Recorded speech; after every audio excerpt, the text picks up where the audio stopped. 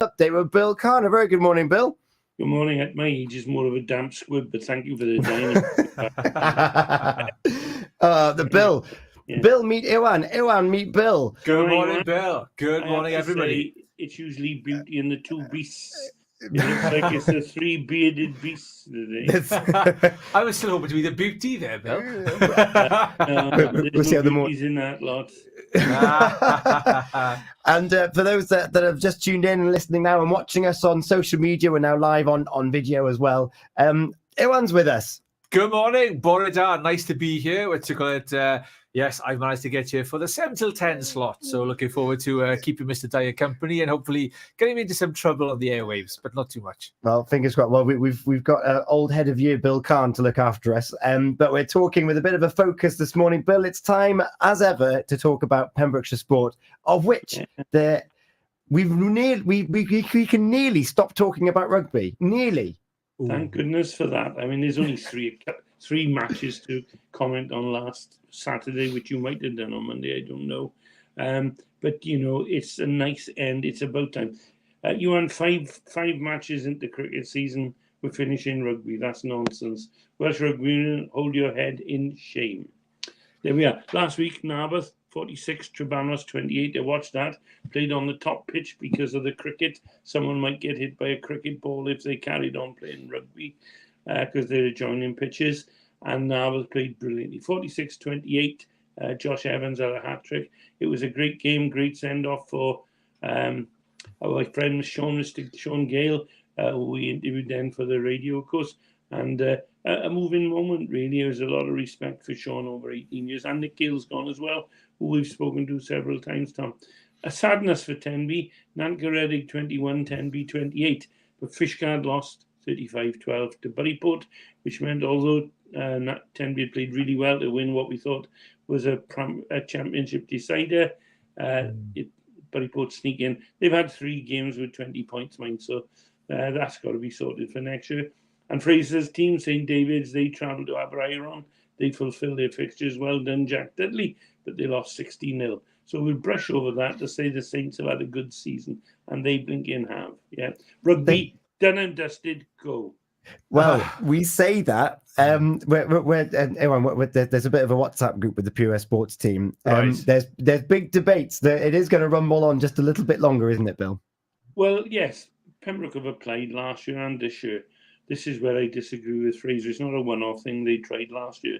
They're desperate to play, competitive rugby. They've lost every game this year, very often by 60 or 70 points. They've got 20 players injured. They've got some unavailable. I think, quite frankly, because they've had enough of being smashed. And the Welsh Rugby Union, of course, this by having no relegation. And they want to come out. Fraser's argument is they should only come down 1 division. That still isn't, I think, going to be good enough. That's better than it is now. It's a farce.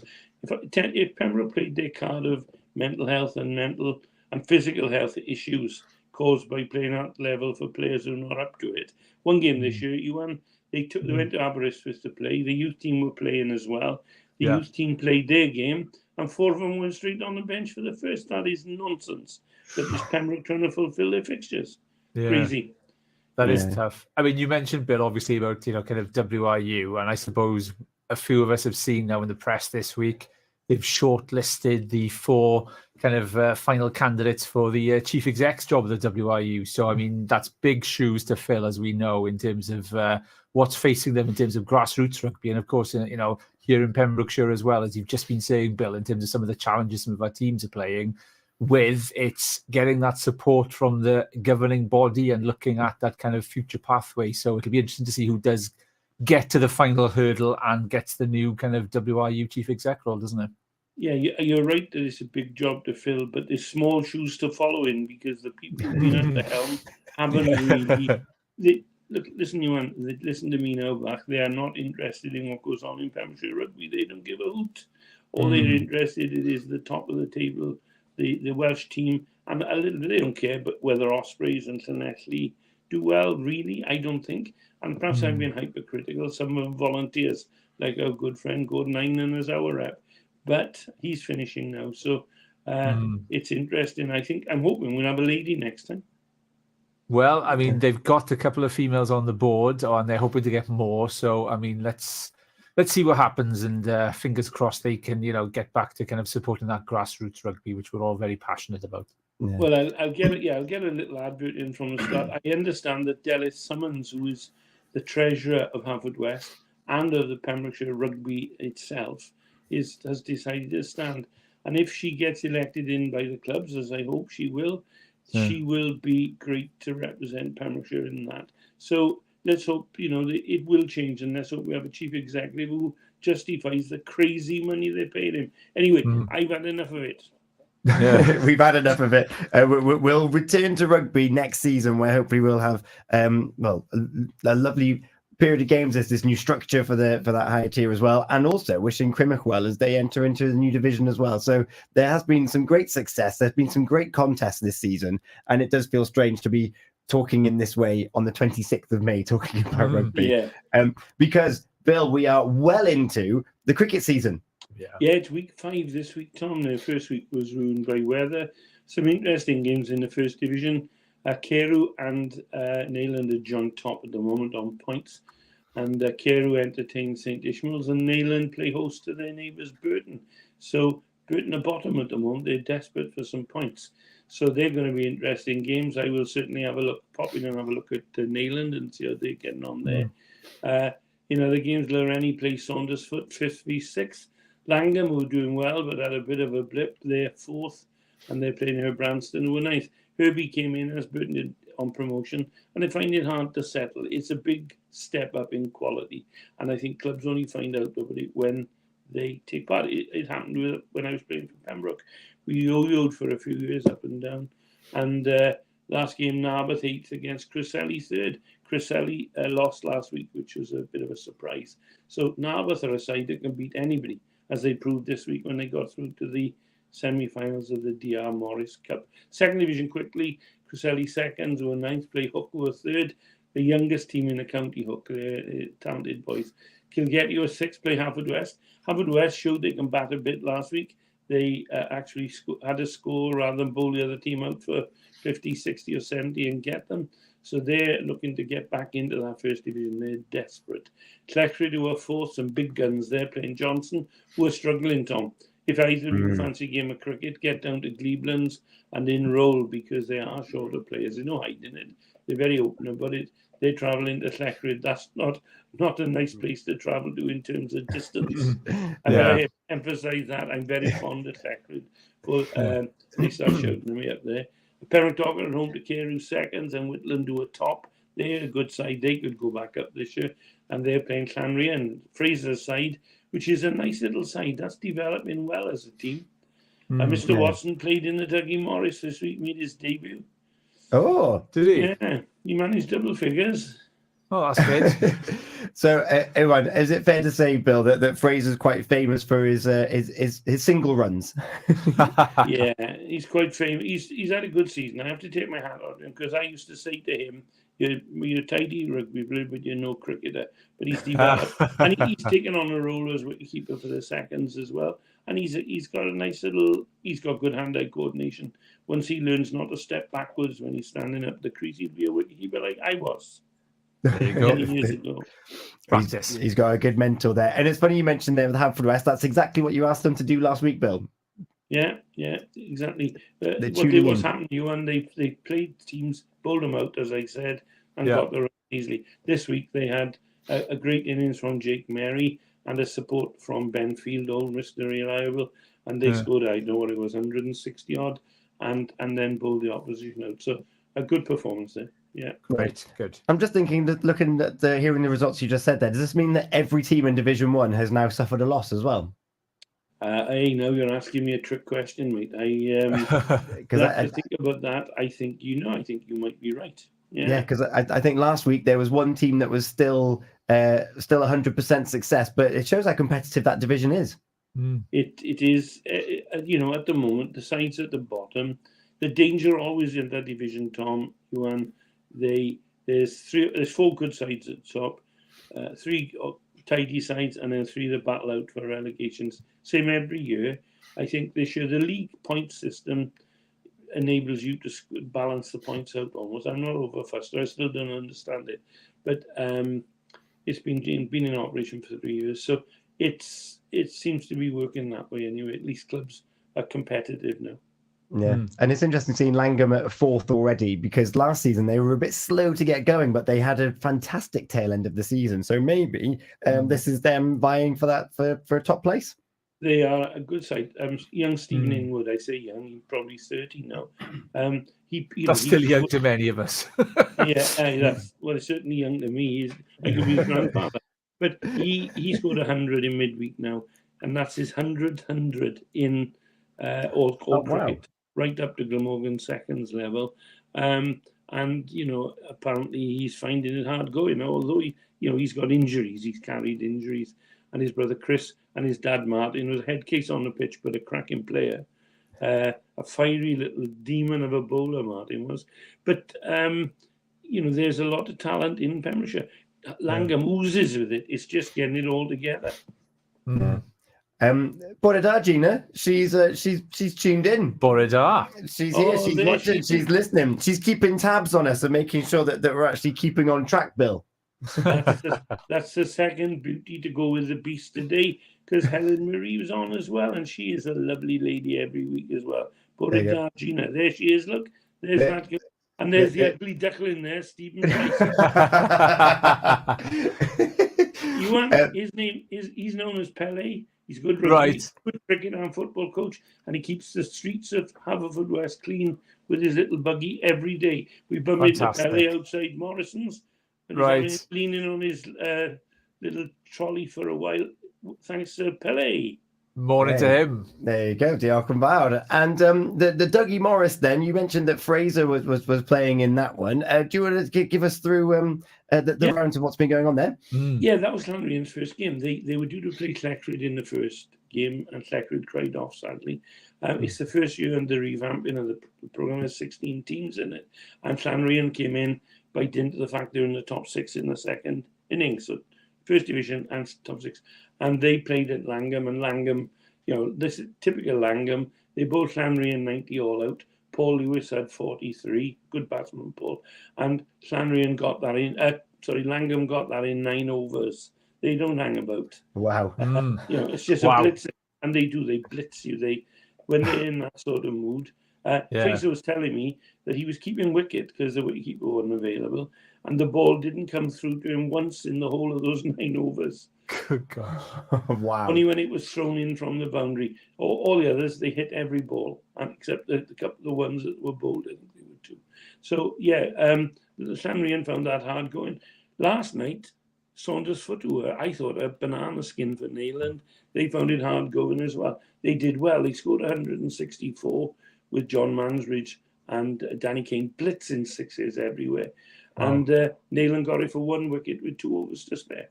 Ashley Sutton and Paul Murray both had undefeated 60s. And, it was all over bar the show. The pitch is fantastic there. Well done to Paul Mansbridge and Mr. Parker. They did a wonderful job there. The pitch is the best I've ever seen it there. Good. In the other games, quickly, Tish lost. Kerugo 1-4-7-8 for 8. Nick Davis top scored. Lots of them had 30s there. Nick had 30. Brennan Devonall got 60 for Tish, but they only mustered 115. So disappointing for Tish there, batting-wise. Narberth had a bit of a side who could upset as well. Burton scored 161 for 4. Toby Heyman 50. Kyle Quatermain, he's a big beast of a boy. He had 66 not out as captain of Narberth. Leading by example, Mr. Quatermain. I keep telling him, focus on the cricket. Don't let that red mist come down. And that's what some of those scores and some of those batting performances, it's like watching the Big Bash. I tell you what, Tom, you looked at those games. I felt sorry last night. I won't mention his name because you think I'm embarrassing him. But one of the stalwarts of Saundersfoot had parked his car on the top end of the athletic ground there, and sure as anything, ball smashed. Not only broke a window, but broke the rear window, which is harder to replace. Good grief. And I don't know what you know about cricket, but I'm always petrified of it. When you get a window smashed, is there sympathy? Not a bit. Everyone laughs. Exactly. That's the thing. It's the full credit to the player, and then it's like, you got to deal with the damage after. Yeah. All I'd say, I won't mention any names, but Roger, I hope the club pays for the damage. Absolutely. Oh dear, Dr. Prez. And Bill, this time last week we were previewing something very exciting. You talked with Sam Rossiter, that went out on Monday evening, about something in ladies cricket, which has come back. Yeah, they won. They beat Rada, who were a very strong side. A measure of Rada's side is they've got 2 current Welsh internationals, and one of them is a very, very fine cricketer called Lydia Clements. She scored 87 of Rada's big score. Fiona Ashman 3 for 25, and Ava Midgley 2 for 26 for Pembrokeshire. Bear in mind, and this is their first game in this Premier League, so-called. Okay. But Pembrokeshire, Fiona Ashman 23. She plays in goal for Aberystwyth in the winter. Right. And she had runs as well. Sam Rossiter, the captain and organiser, she had 38. But poor old Sam pulled a muscle in her hip. So she's out of action for this week's game against Bury Port, which is a pity. And Amelia Wilson from Cleckridge, 34. Megan Arthur and Lauren Davis. Now, 34 not out and 23 not out. I better be careful, because Megan Arthur plays for Criselli, and Lauren is very much a Criselli family, but she's married to Nick Davis now, so she's down in Blinky Carew. But what a performance. Well done, the girls. And this week they play in Bury Port at Imber Lane on Sunday, and Bury Port are the strongest side in the league. So good luck to the girls. Yeah, absolutely. Good luck to them. And let's hope they get a good crowd there as well. Yeah, I think so. Go and support that, because they're seeing teams that you wouldn't ordinarily see. And that's wonderful to be able to see this, and particularly such strong teams. It's great. Yeah. So yeah, it gives them a measure of what they're doing. It's great. Yeah. And of course they got the confidence to put this county ladies team together because of the foundation of their league structure, which they're into week 3 now. Yeah, it's starting up there very nicely. This week in Division 1, there's 6 teams in that. Haverfordwest 145 for 5. Pembroke Dock 96 for 2. They retire when they score 25 in that. Joe Nia Williams and Ellen Keane did that for Haverfordwest. And Caris Lloyd and Sean James for Pembroke Dock. Chris Ellie 114 for 4. The ubiquitous Miss Ashman again 28. Lucy Johnson 23. Hook 62 for 8. Maisie Davis had 26 of them. And in the last game there, Whitland 117 for 3. Fleur Davis 26. Burton, the Scale family there, Elaine back playing. Her 2 daughters play as well.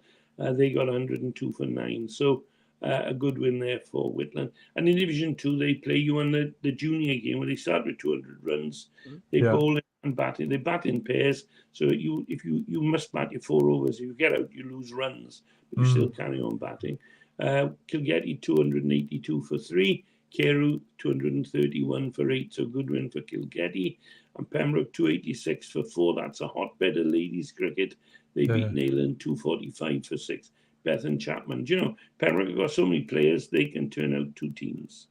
That's amazing. But what's interesting for me, Bill, coming into this, kind of cold as it were, is in terms of Whitland sneaking over the border from Carmarthenshire into the Pembrokeshire League. So that's we love the borders here in Pembrokeshire.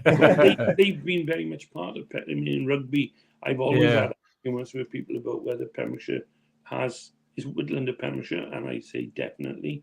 And they mind the geographical signposts. And Whitland cricket have been not only a part, but a great part. They have turned out. I mean, they won the Ormond Youth Cup for about 10 years out of 11. Right. They were so dominant with Colin John, Le Petit General. And they have a very fine pitch, superb facilities, and a go-ahead committee, and a great bunch of boys. They're a cracking team. They shouldn't be in Division 2 of Pembrokeshire cricket. That'll change. Yeah, good. Yeah, there's a matter of time. And focusing on all this cricket, one thing, Iwan, about cricket is that it really is a sport for all ages. Absolutely. And we've had players represent Wales all over the world. And Bill, you've compiled a list of people that are out and about already. I was talking to Paul Webb this week, who was the county chairman, an excellent county chairman in Pembrokeshire. And he plays, and his wife Janice scores. And a number of people who are playing now. I mean, we spoke to Simon Wood, didn't we, when he was going off to play for Wales in the World Cup in South Africa, and did very well there. And if you look now, this week, I just happened to look at some things on the brought you the media. And in the over 50s team now, Andrew Williams, Carl Reid, Ollie Cook, Alan Webster, and Simon Wood, we mentioned before, are all playing for the over 50s. It helps mine because they have 2 or 3 teams in each age group. There's so many want to play from all over Wales.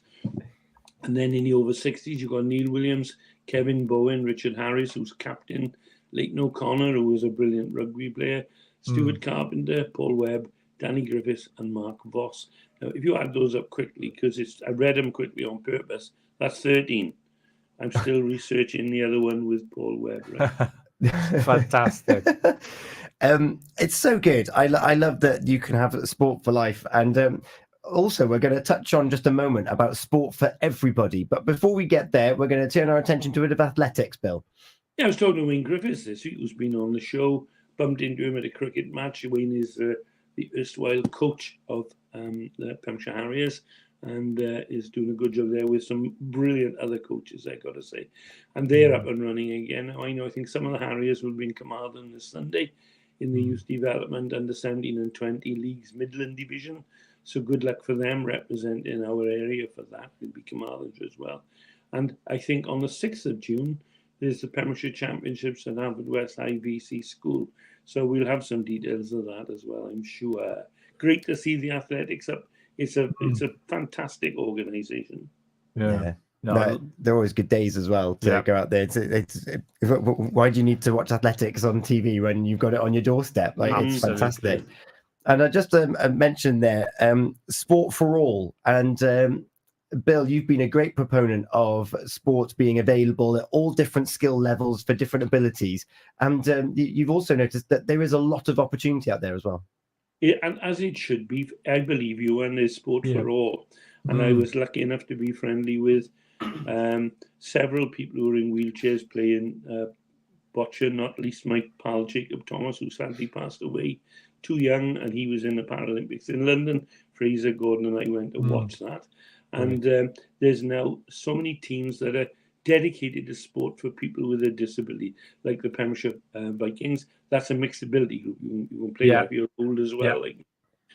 You've got the Puffins with the swimming, bocce. There's lawn green bowls. There's target shooting down in Saundersfoot.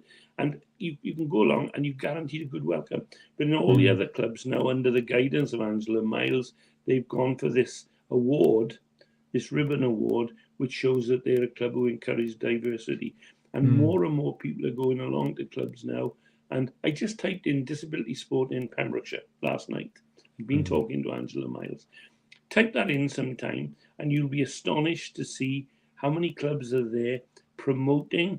Not like when I was in school, kids who couldn't play sport were chucked in a corner with a ball and told, go over there and behave, and the teachers concentrate on the kids who could play already. And it's the same now. People don't want to be, the wonderful example who's still here as well is Paula Craig. She was a policewoman in London, knocked off a push bike, paralysed from the waist down. She's done about 4 Ironmen. She was in the top 3 in the London Marathon as a runner and as a wheelchair athlete, and has swung the channel. And Paula is indomitable. Whenever she comes home, we speak to her. We spoke to her last week, Tom, didn't we? Yeah. If you look at that, there is a whole ring. So I'm thrilled with that. And all I can say to people, you encourage anybody with a disability, get them in.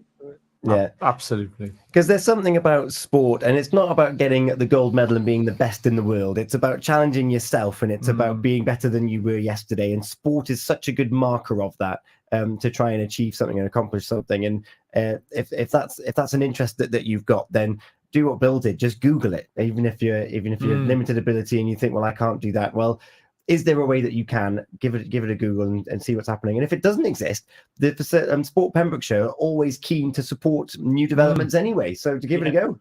Target shooting is the case, Ewan, the classic case. There's an old boy in Saundersfoot who's promoted that for years. They have a blind shooters section. Right. Oh, wow. Where people with sight disabilities and a couple who are blind who have represented Wales. It's done on a sound system. They use sonar. And it's amazing. And you watch them taking part, or you watch people in a wheelchair sitting there just smacking into the ball every time. And there's so much talent. 20 years ago, they'd have been told, oh, you can't do that. There's no technology. the technology's there now, so they can use it. Yeah. No, it's great to see, and like you say, it's providing those opportunities for people who perhaps wouldn't have assumed that they could contribute and take part. Yeah. But it brings everyone together, and it's that's what sport is about. It's about all different abilities, all different people just coming together to look at their own well-being and making a contribution. Yeah, exactly. Yeah. Bill, thank you so much. That is a thorough rundown as ever on a Friday morning. I love it, and it's really good to get us. No way. I'd have cut you off by now if that was the case. We are ready and waiting for another fantastic weekend of cricket, in particular here in Pembrokeshire. And also, Bill, we're ready for Feel Good Friday. Yeah, of course. You will know, because I'm about 500 years old. My music goes back to the 60s, and unashamedly so. But I do come out of there occasionally just to show I have had a laugh after that. Well done, so Phil. I pick a record every week, and I try to show the range. We had a bit of bubblegum stuff last week. So today I've gone for one that I think sums up power of music and the diversity. It's Here Comes the Night by Them. And I hasten to add, that's not a pronoun like it is today that Ed Sheeran uses or whatever. That was a collective name for the group. They were Them. And it's a powerful anthem. I hope people enjoy it and keep sending stuff in. Well, it is coming on next right here on Pure West Radio. Bill, thank you so much. Thank we'll you, do it all Bill. again next week. See you soon. Take care. Ta-da. Take care. Yeah. Them with Here Comes the Night on the way for you right here on Pure West Radio. Feel Good Friday with Pem's Paving.